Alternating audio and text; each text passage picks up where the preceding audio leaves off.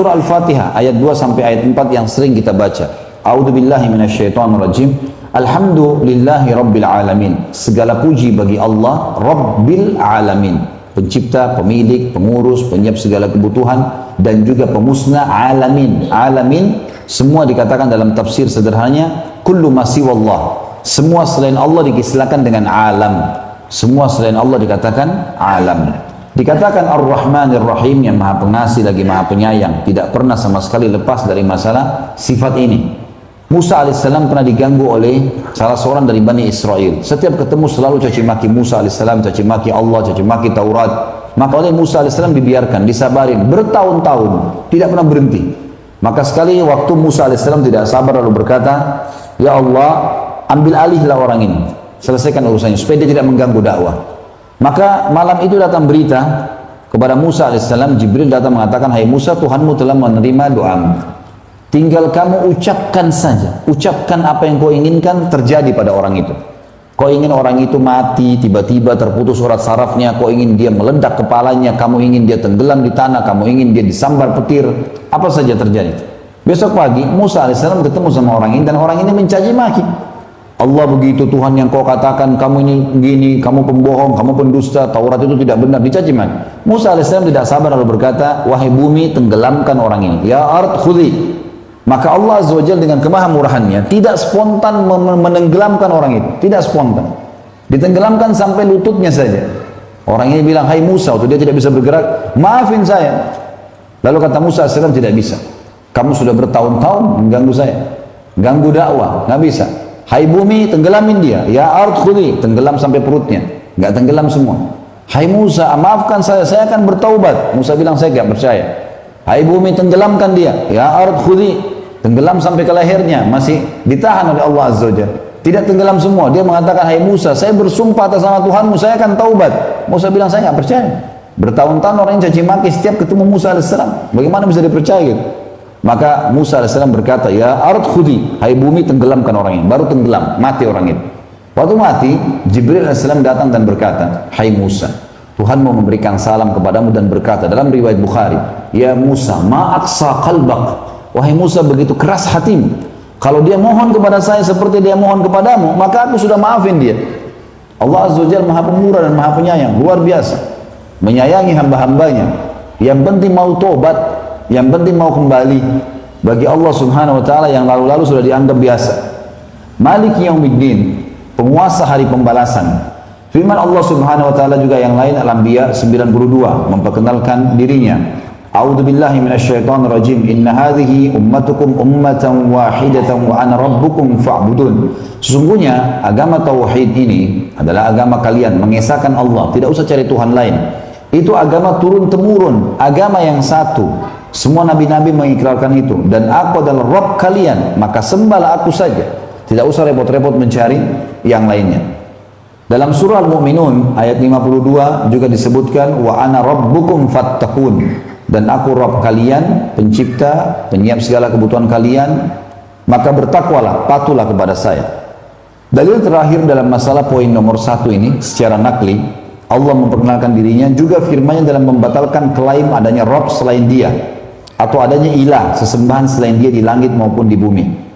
Surah Anbiya ayat 22, "Lau kana fihima alihatun illallahu lafasadata, fa subhanallahi rabbil arsy amma yasifun." Sekiranya ada di langit dan di bumi Tuhan-Tuhan selain Allah, niscaya hancurlah keduanya. Maka maha suci Allah yang mempunyai arsh dari apa yang mereka sifatkan. Dalam ayat lain dikatakan, la dhahaba kullu ilahin bima khalaq wa la ala ba'dum ala ba'd. Kalau ada Tuhan lain, maka pasti setiap Tuhan akan pergi membawa ciptaan-ciptaannya masing-masing, dan pasti satu sama lain bersaing. Makanya tidak mungkin kalau ada dua Tuhan pasti akan ribut. Seperti itulah bahasa langsungnya. Ini teman-teman sekalian dalil nakli yang pertama, di mana Allah Azza wa Jalla perkenalkan dirinya sebagai Tuhan, dan kita sudah bisa tangkap dari dalil ini kalau kita menggunakan hati nurani, memang paling layak disembah hanya Dia saja. Yang kedua, dalil nakli, berita dari lebih 124.000 nabi dan rasul tentang wujud Allah Azza wa Jalla. Jadi memang dalam hadis dikatakan Allah Azza wa Jalla mengutus 124.000 nabi, diantaranya 313 rasul. Dan yang kita disebutkan atau tersebutkan dalam syariat Nabi Muhammad SAW ada 25 nabi dan rasul. Semuanya nabi-nabi itu menceritakan tentang wujud Allah Subhanahu wa taala. Semuanya konsepnya sama.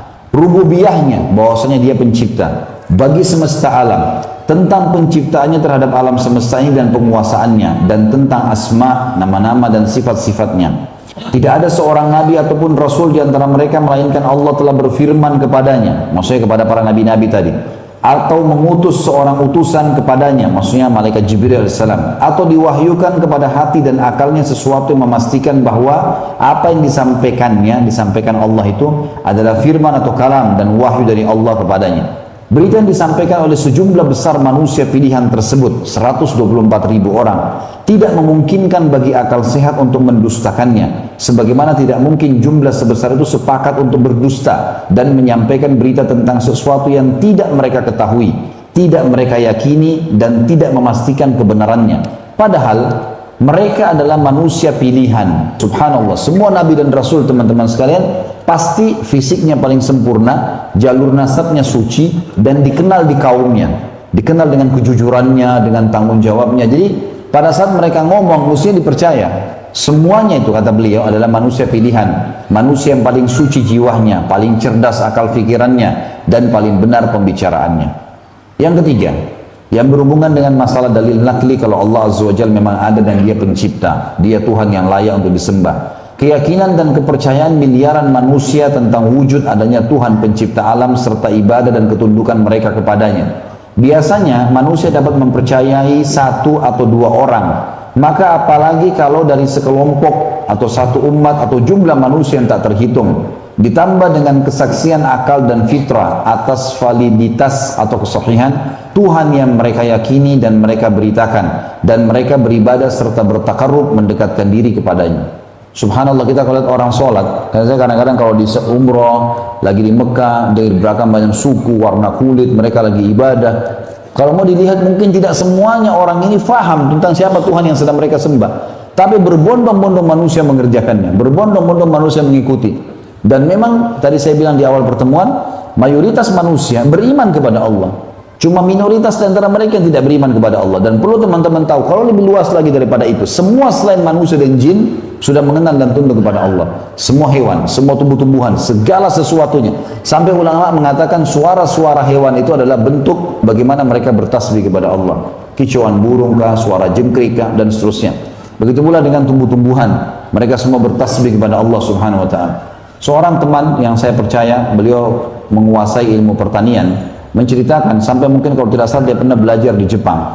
Di Jepang itu diadakan di sebuah pertanian penelitian bahwasanya pohon-pohon ini kalau tidak stres, tempat-tempatnya selalu dibersihkan, taman sekitarnya, kemudian disiram dengan air yang segar, bukan air-air yang kotor. Kemudian juga udara di situ steril, mungkin di tempat-tempat yang sejuk. Kemudian juga diperdengarkan pada pohon-pohon ini musik, awalnya begitu. Maka dilihat hasilnya lebih baik daripada dibiarkan begitu saja, dibuangkan air sembarangan dan seterusnya. Ternyata ada seorang dari orang Jepang ini yang coba mau mengembangkan musik itu, diganti sama dia, dicari tahu apa sih lantunan-lantunan yang mungkin bisa dipakai, tanpa mereka sadar mereka pakai ayat Al-Quran. Dan sekarang lagi dikembangkan, diputarlah iklan tersebut di pertanian tadi, dan ternyata hasilnya bisa double beberapa kali dari hasil apa yang tadi mereka lakukan. Semenjak itu mereka selalu mendengarkan tilawah Al-Quran walaupun mereka tidak tahu itu apa. Seperti itulah. Saya teman-teman untuk diundang ke Hong Kong kemarin sempat ditahan waktu dimasuk di bandara. Lalu kemudian diinterogasi, kenapa datang ke sini, untuk apa? Saya jawab apa adanya. Saya dipanggil oleh komunitas Muslim Indonesia di sini untuk berceramah. Saya seorang dai, dan dai itu maksudnya seperti ini. Kemudian sempat dia bertanya tentang simbol-simbol Islam, apa itu kalau menunjukkan satu jari. Saya jelaskan kalau itu menjelaskan tentang satu Tuhan. Kemudian apa konsep Islam itu. Lama-lama akhirnya duduk rame-rame, intelijennya itu saya ceramain tuh.